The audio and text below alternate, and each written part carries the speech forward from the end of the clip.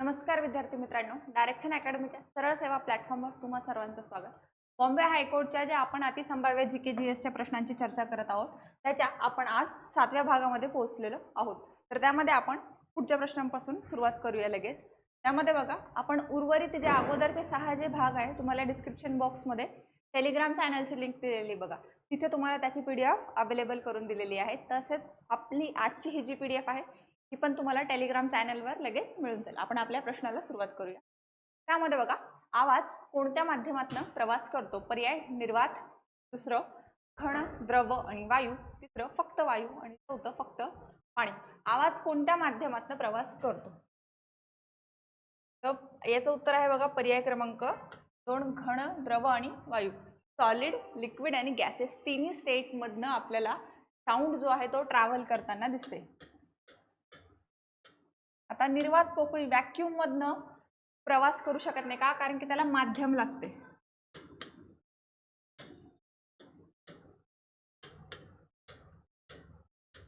आवाजाला, ध्वनीला पोहोचण्यासाठी एका माध्यमाची आवश्यकता असते, जी निर्वात पोकळीमध्ये वायूमध्ये कमी आणि पाणीमध्ये कमी बघायला मिळते. सर्वाधिक प्रवास जर कशातनं होत असेल ना तर तो घनमध्ये, त्याच्यानंतर द्रवमध्ये बघायला मिळतो आणि वायूमध्ये सर्वात कमी प्रवास आपल्याला बघायला मिळतो. त्याचं कारण की जर सॉलिड स्टेटमध्ये एखादी वस्तू असेल ना तर त्याचे मॉलिक्युल्स अगदी जवळजवळ चिटकलेली असतात. तर त्याच्यामुळं ए मॉलिक्युल्स पासून बी पासून सी अशा पद्धतीने पटकन स्पष्टतेने आवाज प्रवास करू शकतो.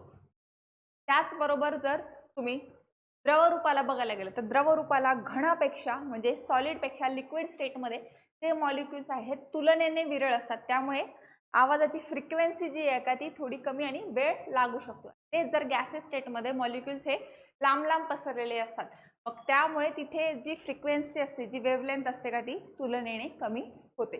त्यामुळे कोणत्या माध्यमातून प्रवास करतो तर सॉलिड, लिक्विड, गॅसेस तिन्ही स्टेटमधनं प्रवास करतो. सर्वाधिक गॅसेस स्टेटवर कमी आणि सर्वात जास्त आपल्याला सॉलिड स्टेटमध्ये आपल्याला साऊंड जो आहे तो ट्रॅव्हल करताना बघायला मिळतो. त्याच्यासाठी माध्यम आवश्यक असतं. माध्यमाशिवाय आवाज हा प्रवास करू शकत नाही, हे इथे लक्षात घ्यायचं आहे. बघा, ह्या ज्या फ्रिक्वेन्सीज आहेत का, ह्या वेव्हलेंथ ज्या आहे तर ह्या आपल्याला कशा स्टेट्समध्ये आहे, सॉलिड, लिक्विड, गॅसेस तिघांपैकी कोणत्या स्टेटमध्ये ते माध्यम आहे ह्याच्यावर ठरतं की त्याची तीव्रता काय असणार आहे. ध्वनीला प्रसारासाठी माध्यमाची गरज असते. तो घन, द्रव, वायू या तिन्ही माध्यमातून प्रवास करू शकतो. आता वेग बघा, घन माध्यम सॉलिडमध्ये सर्वाधिक वेग फॉर एक्झाम्पल लोखंड तिथे दिलेला आहे. त्यानंतर द्रव माध्यम लिक्विड स्टेटमध्ये मध्यम, उदाहरणार्थ पाण्यामध्ये आपण प्रवास करू शकतोय. त्याच्यानंतर वायू सर्वात कमी, उदाहरणार्थ हवा. आता समजा पाण्यामध्ये बऱ्याच वेळा जे अंडर वॉटर आपण सिग्नल्स देतो, मग ते कसे द्रव माध्यमातनं पोहोचताना आपल्याला बघायला मिळतात. निर्वाण पोतळीत ध्वनी प्रवास करू शकत नाही कारण तिथे माध्यम नसते. माध्यमाची आवश्यकता आपल्याला ध्वनीला प्रवास करण्यासाठी आवश्यक आहे, हे आपण इथे लक्षात घ्यायचं आहे. माध्यमाशिवाय ध्वनी प्रवास करू शकत नाही. आणि तेच जर आपण प्रकाशाबद्दल विचारलं तर ते निर्वाण पोकळी जी आहे, व्हॅक्यूम जो स्पेस आहे त्याच्यामध्ये सर्वाधिक ट्रॅव्हल करू शकतो. तर हे झालं आपल्या प्रश्नाचं स्पष्टीकरण. सर्व विद्यार्थ्यांसाठी जुने विद्यार्थी त्यांना तर नक्कीच माहिती असावं, पण नवीन जे जुळलेले विद्यार्थी आहे त्यांच्यासाठी आपण एक सूचना करत आहोत. तर त्यामध्ये बघा, आपण आपल्या क्लासच्या माध्यमातून मात्र 75 रुपयाच्या माफक दरामध्ये टेस्ट सिरीज लॉन्च केलेली आहे की ज्यामध्ये तुम्हाला इंग्लिश, मराठी, ग्रामर असेल, मॅथ, रिझनिंग असेल, कम्प्युटरशी प्रश्न, जीके जीएसची प्रश्न, याचा सर्वांगीण परीक्षाभिमुख अभ्यास बॉम्बे हायकोर्टसाठी करून घेतला जाणार आहे. आता 26 एप्रिलला पेपर आहे म्हटल्यावर आपल्याला का 25 दिवसांवर आपला पेपर येऊन ठेवलेला आहे. तर त्या अनुषंगाने आपल्याला आत्तापासूनच प्रश्नपत्रिकांचा सराव आवश्यक आहे. त्यासाठी डिस्क्रिप्शन बॉक्समध्ये तुम्हाला ॲपची लिंक आहे बघा, तिथून तुम्ही कोर्स परचेस करण्यासाठी डायरेक्ट ॲक्सेस घेऊ शकता. तसेच काही विद्यार्थ्यांना कम्प्युटरसाठी ज्या समस्या होत्या त्या अनुषंगाने त्यावर आपण मात्र 49 रुपयामध्ये कम्प्युटरवर आधारित एक बॅच लॉन्च केलेली आहे की ज्यामध्ये बेसिक टू ॲडव्हान्स कम्प्युटर संबंधित जे काही कन्सेप्ट आहेत त्या आपण क्लिअर करून देणार आहोत. आणि त्याचबरोबर तिथे प्रश्नांचा पण सराव आपण करून घेणार आहोत. याची फीस बघायला गेलं तर मात्र 49 रुपये असलेली आपल्याला बघायला मिळते. तर मग ह्या दोन्ही कोर्सपैकी तुम्हाला जो कोणताही कोर्स परचेस करायचा असेल तर डिस्क्रिप्शन बॉक्समध्ये तुम्हाला लिंक अवेलेबल करून दिलेली आहे, तिथून तुम्ही त्याच्यावर ॲक्सेस घेऊ शकता. आपण आपल्या पुढच्या प्रश्नाकडे वळूया. त्यामध्ये बघा, सौरमालेतील सर्वात मोठा ग्रह कोणता? पर्याय क्रमांक 1 पृथ्वी, दुसरं गुरु, तिसरं मंगळ, चौथं शुक्र. आता सौरमालेतील सर्वात मोठा ग्रह कोणता आहे? तर पर्याय क्रमांक 2 हे त्याचं योग्य उत्तर आपल्याला बघायला मिळतं. त्याचं स्पष्टीकरण जर बघायचं म्हटलं, हा ज्युपिटर गुरु ग्रह आपला बघायला मिळतोय. हा आपल्या सूर्यमालेतील आकाराने सर्वात मोठा ग्रह आहे. हा प्रामुख्याने वायूंनी बनलेला आहे. गॅसेस स्टेट्स आहेत का, तो गॅसेस जे आहेत त्यांचा समूह.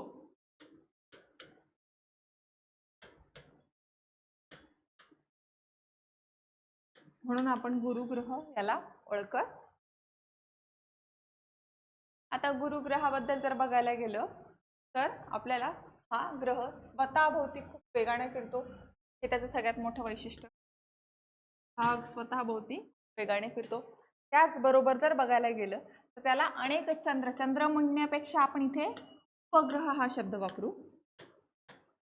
तर त्याला असं म्हटलं जातं की 79हून अधिक 29+ उपग्रह अवेलेबल आहेत. त्याचबरोबर त्याच्यावर एक ग्रेट रेड स्पॉट, एक लाल डाग आहे भव्य असा,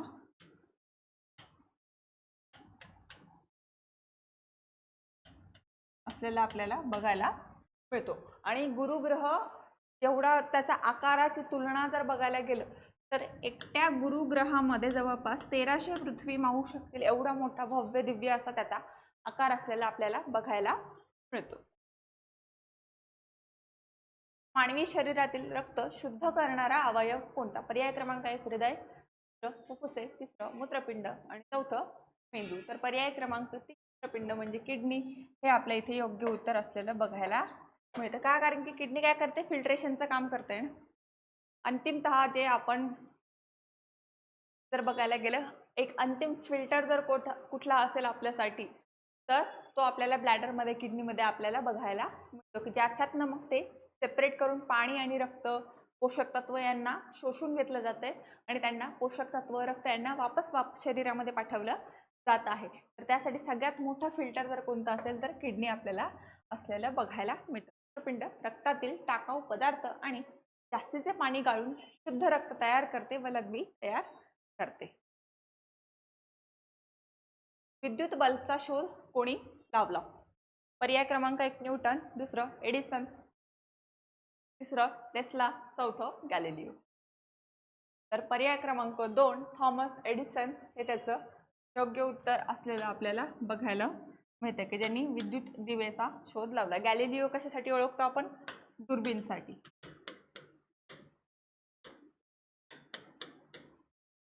दुर्बिणीचा शोध, आधुनिक दुर्बिणीचा शोध.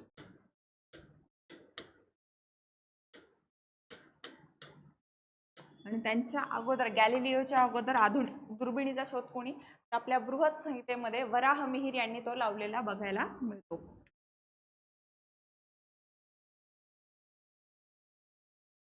वराहमिहिर या खगोलशास्त्रज्ञ, भारतीय खगोलशास्त्रज्ञ आपल्या बृहत संहिता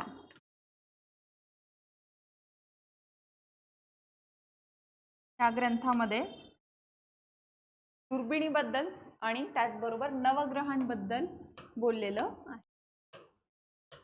त्याच्यावर आधुनिक दुर्बीण जी आपण बघतो ती गॅलिली यांनी 16व्या शतकात तयार केलेली बघायला मिळते. न्यूटन आपल्या सर्वांना माहिती आहे, गुरुत्वाकर्षणाच्या शोधासाठी प्रसिद्ध.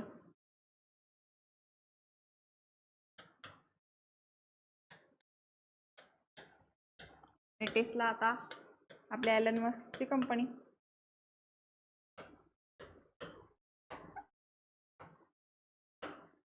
आपण आपल्या पुढच्या त्यामध्ये बघा, थॉमस अल्वा एडिसन यांनी विद्युत बल्बचा शोध लावला.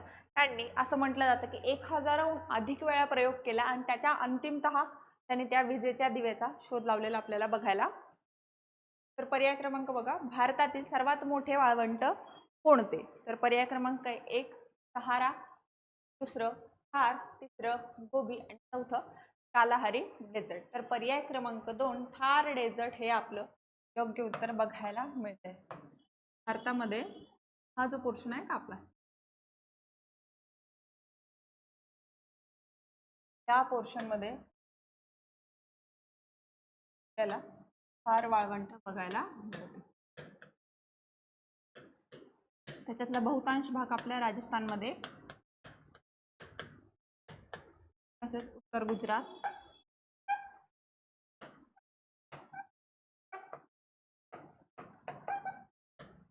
आणि काही भाग हा पाकिस्तानमध्ये सुद्धा बघायला मिळतो. आता बाकीच्या डेझर्ट्स बद्दल पण चर्चा करून घ्या. सहारा डेझर्ट उत्तर आफ्रिका,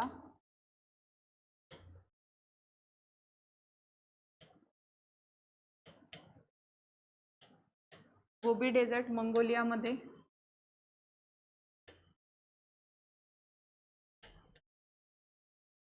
आशिया,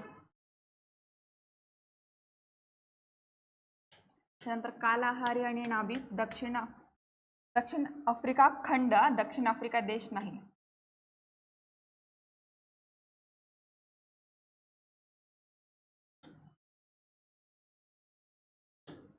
आता याच्यामध्ये पण बघा, सहारा, थार आणि कालाहारी हे जे पर्याय आहेत आपले, जे पर्याय क्रमांक ए, बी आणि डी हे उष्ण वाळवंटाची उदाहरणं आहेत.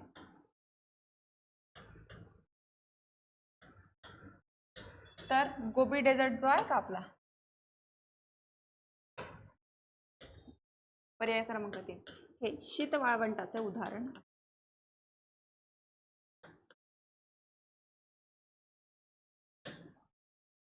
आपण आपल्या पुढच्या स्लाइडवर हे लक्षात आलं असावं सर्वांना.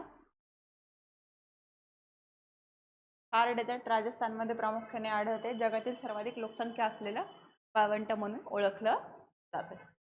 सिंधू संस्कृतीचे प्रमुख नगर कोणते? आता हा प्राचीन भारताशी संबंधित. पर्याय क्रमांक 1 ला पाटलीपुत्र, दुसरं हडप्पा, तिसरं तक्षशिला, चौथं काशी. आता सिंधू संस्कृती संबंधित नगर आपल्याला हडप्पा असलेलं बघायला मिळते, बरोबर. त्याच्याच बरोबर हे उर्वरित पण आपण बघून घेऊया भारतीय मॅप.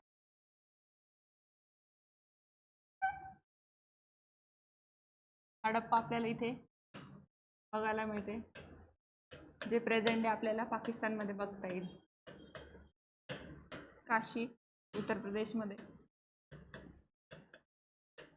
त्यानंतर जर बघायला गेलं तर पाटलीपुत्र आपल्या प्रेझेंट बिहारमध्ये बघायला मिळतं. त्यानंतर तक्षशिला जर बघायला गेलं प्रेझेंट अफगाणिस्तान.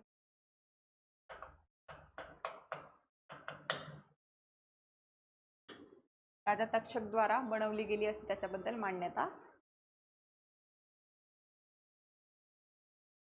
हडप्पा हे सिंधू संस्कृतीतील पहिले शोधले गेलेले शहर आहे 1921 मध्ये.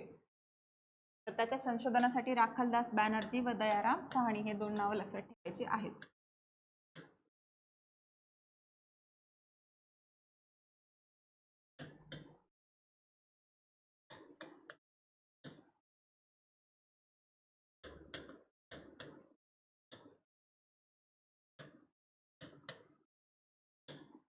हे 2 नाव हडप्पा संस्कृतीच्या संशोधन आपल्याला लक्षात ठेवायचे आहे. लाहोर मुलतान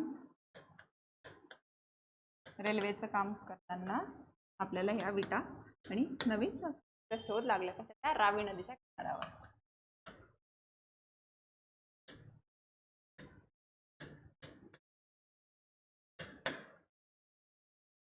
पुढच्या प्रश्न करूया. अर्थशास्त्र हा ग्रंथ कोणी लिहिला? पर्याय क्रमांक 1 कालिदास, चाणक्य, बाणभट्ट आणि चौथं पाणिनी. पर्याय क्रमांक 1 आर्य चाणक्य हे त्याचं योग्य उत्तर बघायला मिळतं. त्यांनी अर्थशास्त्र हा ग्रंथ लिहिला. त्याचं नाव जरी अर्थशास्त्र असलं ना तर पण त्याच्यात कंटेंट काय? राज्यव्यवस्था कशी असावी.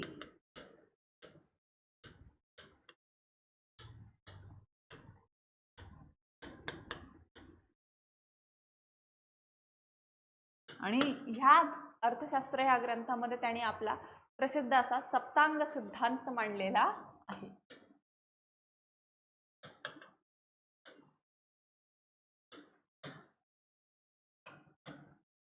त्या सप्तांग सिद्धांतामध्ये एक आदर्श राज्य कसं असावं हे त्यांनी एक्सप्लेन केलेलं असलेलं आपल्याला बघायला मिळतं, की ज्यामध्ये एक राजा असावा, एक दुर्ग मजबूत असावा, कोश असावा, दंड असावं, त्याच्यानंतर जर बघायला गेलं तर एक मित्र राष्ट्र असावं, शत्रू राष्ट्र आहे तर मग त्याच्यावर कसं पराजय करायची, दंडनीती कशी असावी राज्याची, त्याचबरोबर पारदर्शकता कशी असावी, या सर्व गोष्टींवर एक म्हणजे काय, एक कल्याणकारी एक आदर्श राज्य कसं निर्माण व्हावं हे त्याने आपल्या त्याच्या सप्तांग सिद्धांतामध्ये आपल्याला सांगितलेलं बघायला मिळतं.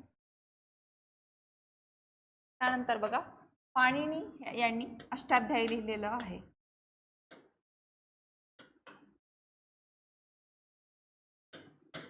त्यानंतर बाणभट्ट हर्षचरित,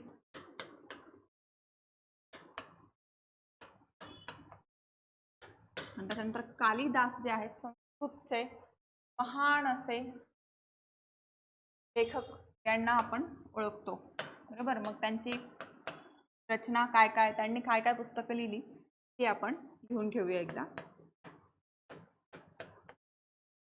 मध्ये बघा सगळ्यात पहिले बघा त्याचा अभिज्ञान शाकुंतल.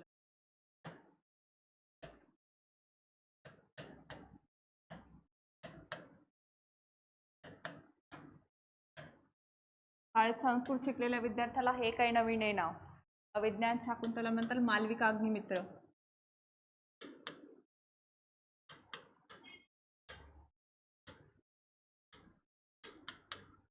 त्याच्यानंतर मेघदूत, रघुवंशम,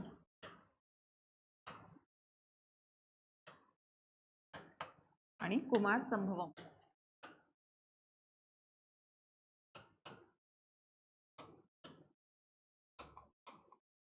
हे त्यांचे ग्रेट साहित्य म्हणून ओळखलं जातं एक संस्कृत.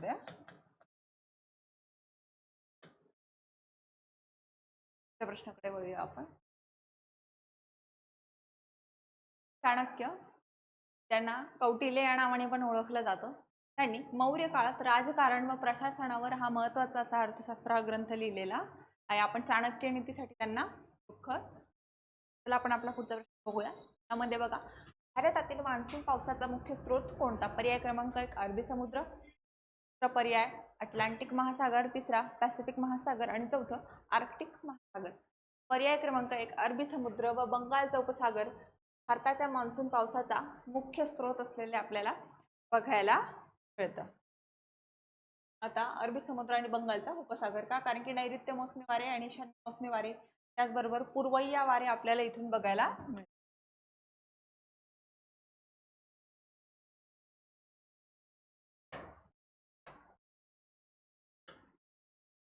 अरबी समुद्र,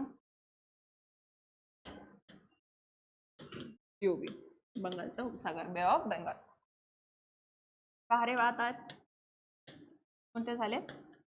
नैऋत्य मोसमी.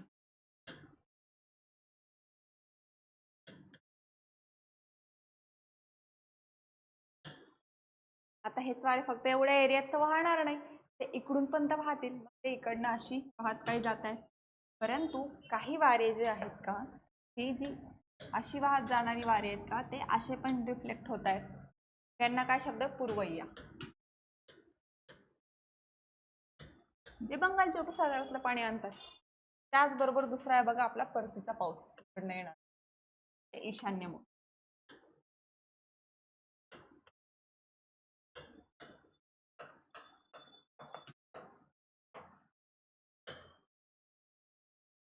असावं. भारतात येणारे नैऋत्य मोसमी वारे या दोन जलविभागाचकांवरून मोठ्या प्रमाणात बाष्प घेऊन येतात, म्हणजे काय? आर्द्रता युक्त ढग घेऊन येतात.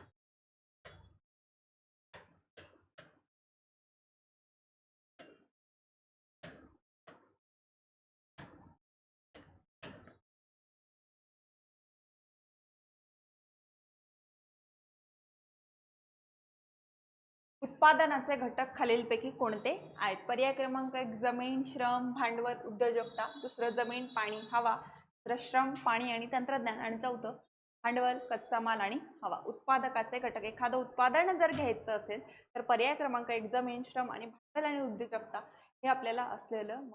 समजा आपल्याला एखादी फॅक्टरी सेटअप करायची, मला एखादी फॅक्टरी सेटअप करायची, बरोबर, म्हटल्यावर उद्योजक बरोबर. फॅक्टरी हवेत तर नाही लावणार मी, जमीन लागेल मला, सेकंड घटक.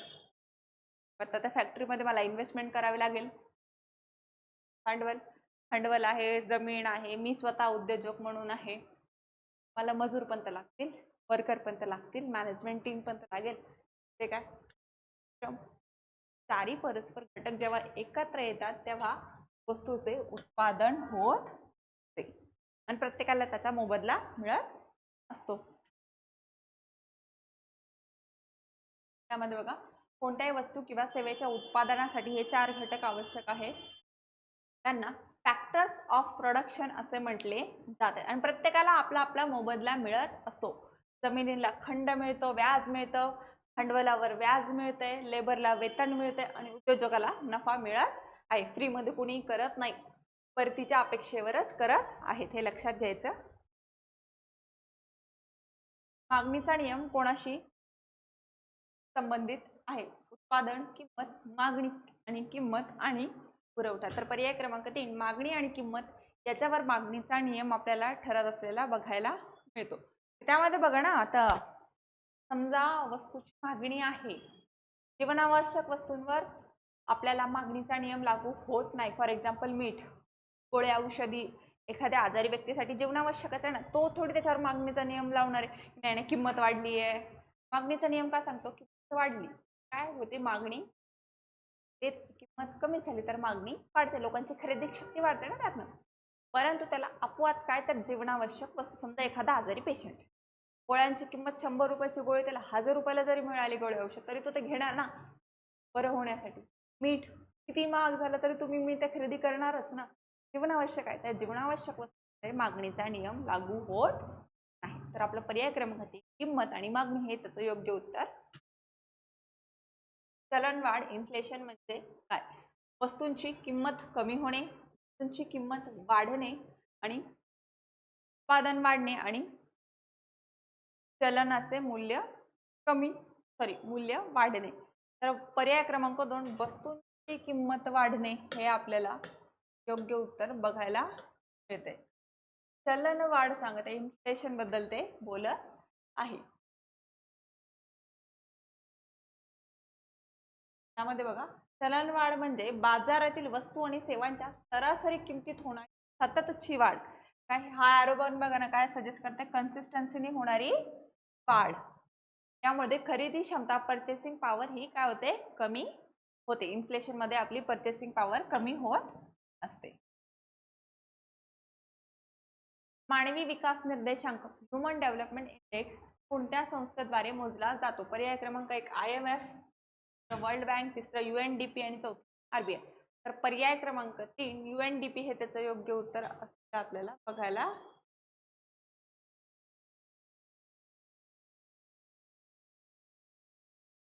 तर UNDP united nation development programme.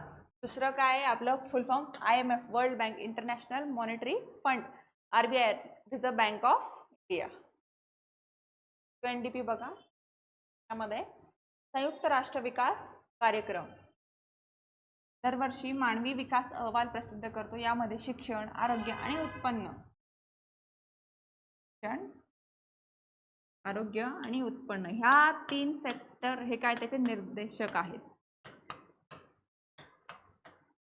ह्या 3 सेक्टर्सचा विचार केला जातो की ज्याच्या अनुषंगाने आपण मानवी विकास निर्देशांक हा UNDPच्या माध्यमातून जाहीर करत असतो. हे 3 निर्देशांक एज्युकेशन, त्यानंतर हेल्थ, त्याच्यानंतर इन्कम. या 3 सेक्शनवर त्याचा महत्त्वाचा role. The correct preposition. The book dash in dash the table. पर्याय क्रमांक 1 in, दुसरं on, तिसरं at, चौथं under. तर पर्याय क्रमांक 2 on हे त्याचं योग्य उत्तर आपल्याला बघायला मिळतं. The book is on the table. टेबलच्या वरती पुस्तक ठेवलेलं आहे. नियम जर बघायला गेलं तर एखादी वस्तू दुसऱ्या वस्तूच्या संपर्कात जेव्हा येते तर त्यावेळी त्याला ऑन हे आपण वापरत. कोणत्या संघटनेने टीम कल्की नावाचे अंमली पदार्थाचे रॅकेट उद्ध्वस्त केले? त्यामध्ये बघा CBI, NCB, NIA आणि कोणतेही नाही. आता हे माहीत जरी नसलं ना तरी आपल्याला ह्या संस्थांची कार्य जर माहीत असली, कोणती संस्था कोणतं कार्य करते, तरी आपण सहज उत्तरापर्यंत पोहोचतो. NCB त्यांचं कामच ते आहे की ते ड्रग्स नार्कोटिक्स यांना कंट्रोल करण्यासाठी ती संस्था, तर मग ते करतील हे काम.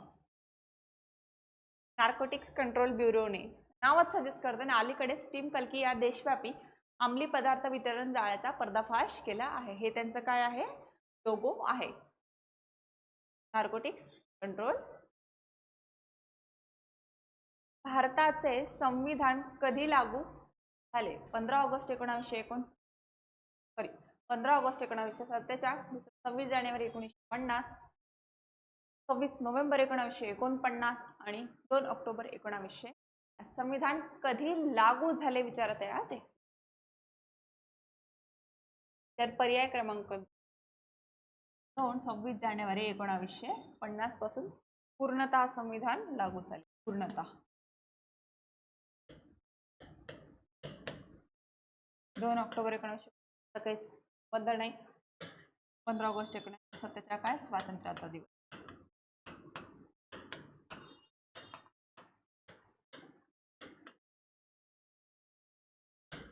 नंतर 26 नोव्हेंबर 1949 घटना काय केली आपण, अंगीकृत केली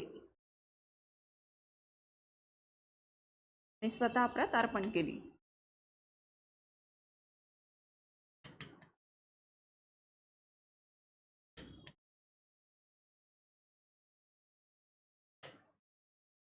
पण प्रत्यक्ष अंमलबजावणी 26 जानेवारी 1950 पासून झाली आपल्याला बघायला मिळते. त्यामध्ये का प्रिअम्बलचा दिलेला आहे बघ. भारतीय संविधानाचा स्वीकार 26 नोव्हेंबर 1949 रोजी झाला असला तरी प्रत्यक्ष अंमलबजावणी मात्र 26 जानेवारी 1950 पासून आपण केलेली बघायला मिळते. म्हणूनच त्या दिवशी आपण आपला रिपब्लिक डे, गणराज्य दिन, प्रजासत्ताक दिन साजरी करत असतो. संविधानाची प्रस्तावना कोणत्या देशावर आधारित आहे? प्रिअम्बल. पर्याय क्रमांक 1 ब्रिटन, दुसरं अमेरिका, तिसरं फ्रान्स आणि चौथं आयर्लंड. तर पर्याय क्रमांक 2 अमेरिका हे त्याचं योग्य उत्तर आहे.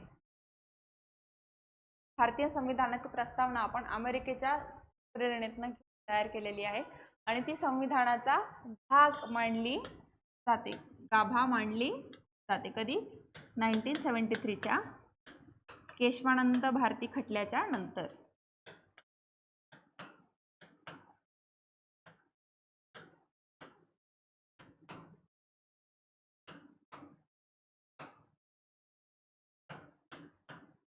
अगोदर याच्यावर गोलकनाथ शंकरी प्रसाद खटले यांच्या निर्णयाला अंडू यातनं करण्यात आलेलं. भारतातील सर्वोच्च न्यायालयाचं मुख्यालय कुठे? पर्याय क्रमांक 1 दुसरं कोलकाता, तिसरं दिल्ली, चौथं चेन्नई. तर पर्याय क्रमांक 3 नवी दिल्ली हे त्याचं मुख्यालय आपल्याला असलेलं बघायला मिळतं. परंतु हे स्थानांतरण करण्याचा अधिकार आहे. काळ्या दगडावरची रेषा की दिल्लीलाच असेल, दिल्लीहून आपण आपल्या इथे पण त्याचं स्थानांतरण करू.